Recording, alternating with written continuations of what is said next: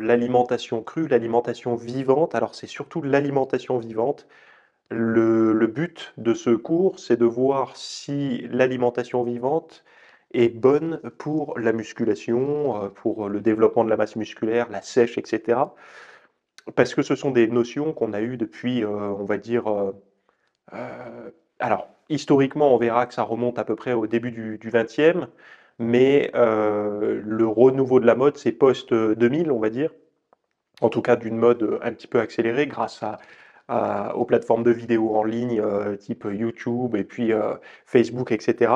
Et on va voir un petit peu si les arguments, les preuves scientifiques, tout ça arrive à rentrer dans quelque chose de cohérent ou s'il y a des dérives, s'il y a un petit peu d'abus par rapport à ceux qui promettent monts et merveilles par rapport à cette approche alimentaire. Mais ce qu'on veut, nous, c'est tirer les enseignements, c'est-à-dire de tirer ce qui est vérifié et vérifiable, donc vérifié par la science, vérifiable dans le quotidien, et de nettoyer en fait autour tout ce qui est juste des bonnes paroles, des on-dit, des statistiques au doigt mouillé, etc. Donc, avant de commencer, je voulais vous dire déjà qu'est-ce que c'est que l'alimentation vivante? Alors, à ne pas trop confondre, même moi, des fois, je vais faire de l'abus de langage en parlant de l'alimentation crue ou du crudivorisme, ça n'est pas que ça. Ça n'est pas essentiel, et ça n'est pas ça, d'ailleurs, tout court. L'alimentation vivante, donc la première partie, c'est les adeptes de l'alimentation vivante consomment principalement des aliments non cuits car ils croient que la cuisson détruit les nutriments et les enzymes essentiels. Cela inclut les fruits, les légumes, les noix, les graines et les germes.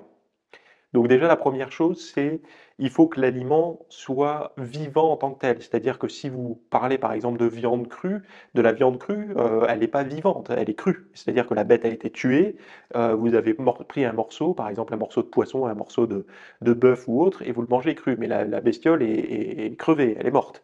Donc ça n'est pas une alimentation vivante. Une alimentation vivante, c'est réellement de consommer l'aliment à peine cueilli, on va dire. Voilà. Donc les aliments transformés ou raffinés sont généralement évités. Cela signifie minimiser ou éliminer les aliments tels que le sucre raffiné, les farines blanches et les huiles traitées. Alors ça c'est pareil, l'huile, très peu de consommation de graisse dans l'alimentation vivante, sauf que, enfin très peu. Elle est consommée, hein, mais sous forme d'huile, par exemple, des graisses de l'avocat ou de l'huile d'olive, par exemple. Sauf que logiquement, si on suit la logique, il faudrait manger de l'olive directement. Et puis les graines, les noix et tout, qui renferment aussi des acides gras essentiels. Bien que les aliments soient principalement crus, certaines méthodes de préparation comme le trempage, la germination, la fermentation et l'utilisation de déshydrateurs à basse température sont courantes pour améliorer la digestibilité et la variété des plats. Donc ça, c'est ceux qui prennent un petit peu le gauche sur la méthode traditionnelle pour essayer de bricoler avec les règles, donc des températures de cuisson basse, etc., pour essayer de rester dans la méthode crue.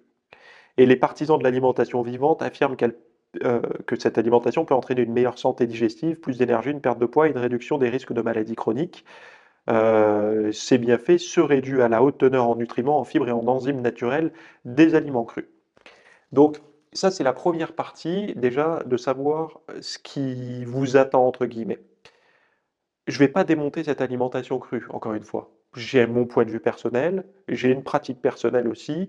L'idée étant de voir qu'est-ce qui peut être réellement intéressant pour, par exemple, le sportif, ceux qui souhaitent perdre du poids ou ceux qui souhaitent prendre de la masse musculaire. Et il y en a des avantages, sauf que il faut savoir peser le pour et le contre là-dedans, et surtout de ne pas faire n'importe quoi pour pas se griller, parce qu'il y a aussi énormément d'inconvénients, des carences énormes, etc., qui peuvent se manifester après un certain temps. Tout ça, ça va être détaillé. Je vais vraiment essayer de vous donner le.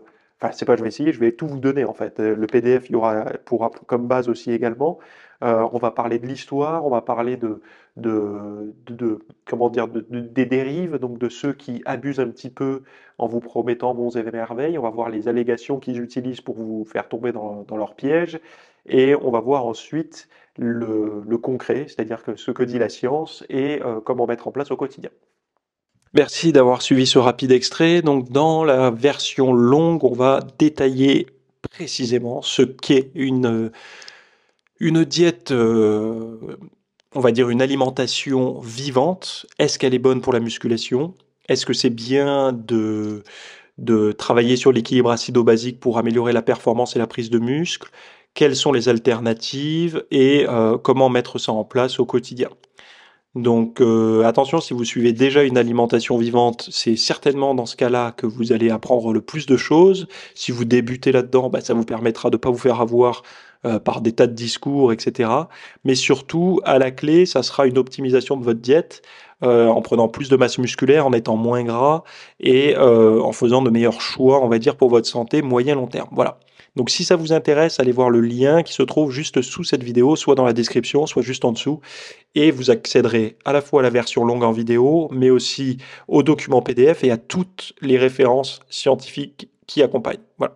Je vous dis à tout de suite de l'autre côté.